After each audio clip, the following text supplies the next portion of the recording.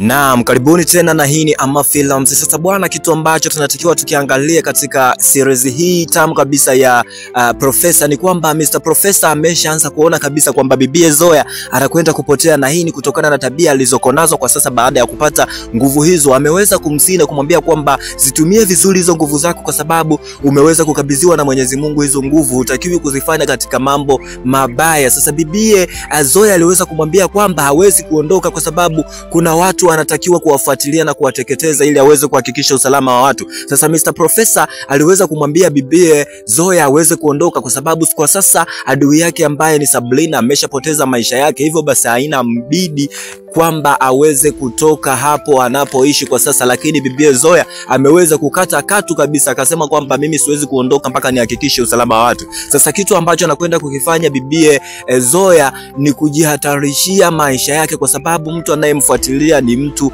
ambaye ana nguvu kubwa, na Mr. Profesa ameshamuonya kabisa kwamba yule mzee mchawi sio mtu wa mchezo, anatakiwa awe makini katika kila hatua anayoipiga bibie Zoya, kwa sababu asipoangalia atakwenda kupoteza maisha yake, kwa sababu Mr. Profesa pia anamfahamu yule mzee sio mtu wa kawaida. Sasa nikukumbushe tu kwamba usisahau kusubscribe, like video hii, pia share kwa watu mbalimbali. Sasa bwana, leo hawa wachawi walikuwa na kikao. Kama tunavyofahamu, kimuona mchawi amevaa nguo nyekundu, basi ujue anawaza ujinga, yani anawaza vitu ambavyo sio vya maendeleo kabisa. Sasa kitu ambacho kinakwenda kutokea humu ni kwamba bibie wanamuita Martha anatakiwa kutoa kafara ya kaka yake. Sasa uwili ni agizo kutoka kwa mkuu wa wachawi mwenyewe, anamwambia kwamba wanatakiwa kula nyama na pilau kwa sasa hivi, na hiyo nyama itakuwa ni nyama ya binadamu. Sasa huyo binadamu ni nani? Ni kaka yake na Martha. Martha aliweza kuchukizwa na kitendo hiki. Sasa atachukiaje wakati ndo ameshaamua kujiunga na watu hawa hapa? Sasa ni washauri tu ndugu wapenzi watazamaji mnaoifuatilia tamthilia hii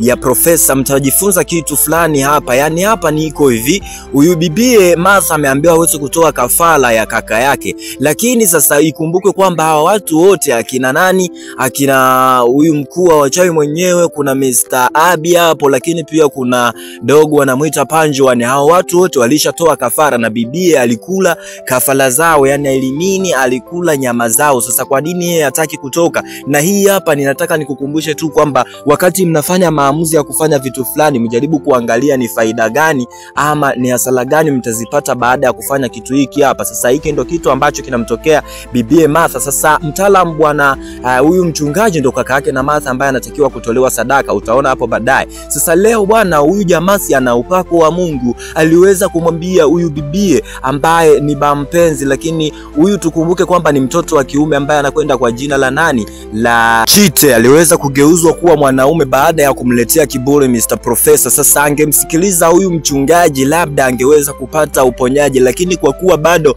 ana tabia za ubishi, ameambiwa bwana, wewe hapo hivi na kufahamu kabisa, wewe naona kabisa ni mwanaume, lakini ndo hivyo tena, ubishi wako ndo ulikuponza na ndo maana ukafanyiwa hayo. Sasa huyu mchungaji bwana alikuwa na lengo kabisa la dhati la kumsaidia bampenzi Chite, lakini Chite alijifanya mbishi kama kawaida yake, akasema kwamba wewe hizo tabia ninazifahamu, unataka kunitapeli mimi, nikwambie tu kwamba ni mtoto wa mjini kitambo sana. Sasa angalia maneno yake Chite anavyozidi kuiponza nafsi yake, yani kiufupi hawezi kupata msaada wa kurudi kuwa mwanaume kutokana na tabia za ubishi alizoko nazo. Sasa nikwambie tu kwamba huyu brother hapa mchungaji ndiye kaka yake na Martha ambaye anatakiwa kutolewa sadaka kule na wachawi. Sasa sifahamu kama huyu jamaa anaingilika kiurahisi, kwa sababu kama tunavyofahamu huyu jamaa ni mchungaji, yani kiufupi ana nguvu za kiroho. Sasa alimkuta dada yake akiwa analia, lakini katika hali ya kawaida huyu jamaa anafahamu kabisa kwamba dada yake kuna kitu anamficha,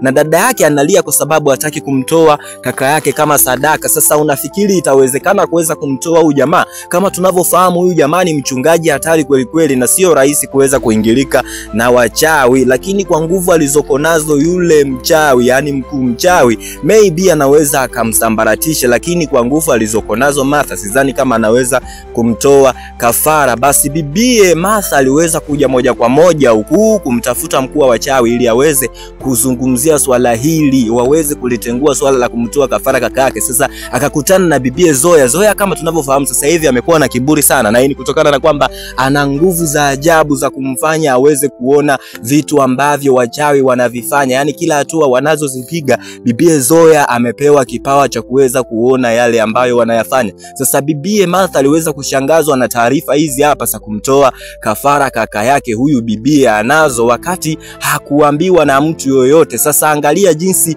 bibie Zoya anavyotaka kuwachonganisha hawa wachawi. Yani kiufupi amemwambia hizo taarifa. Sasa bibie Martha alijua kabisa moja kwa moja yule mkuu wa wachawi ndiye aliyeweza kutoa hizi taarifa. Sasa bibie alikuja kwa Mr. Panjuani kwa ajili ya kupata msaada. Tukumbuke kwamba Mr. Panjuani ndiye mchumba wake na bibie Martha. Sasa Panjuani mwenyewe ni wale tukasema kwamba wewe lazima utoe nyama hiyo tuile na pilau. Sasa nikukumbushe tu kwamba usisahau kusubscribe, kulike na kushare video hii, lakini pia usisahau kutani on notification ili kila ninapotoa kazi zangu uweze kuwa wa kwanza kuzipokea. Sasa kama nilivyokuambia, huyu mzee wa wachawi yeye sasa anashangazwa na kitendo cha bibie Zoya kuzifahamu taarifa za kwamba bibie Martha alikuja kukuangalia na kuhitaji kukonfirm kuhusiana na swala zima la kumtoa kafara kaka yake. Sasa huyu mzee akashangaa bibie anazipata wapi hizi taarifa. Basi moja kwa moja akajua kwamba hizi taarifa atakuwa amepewa na nani?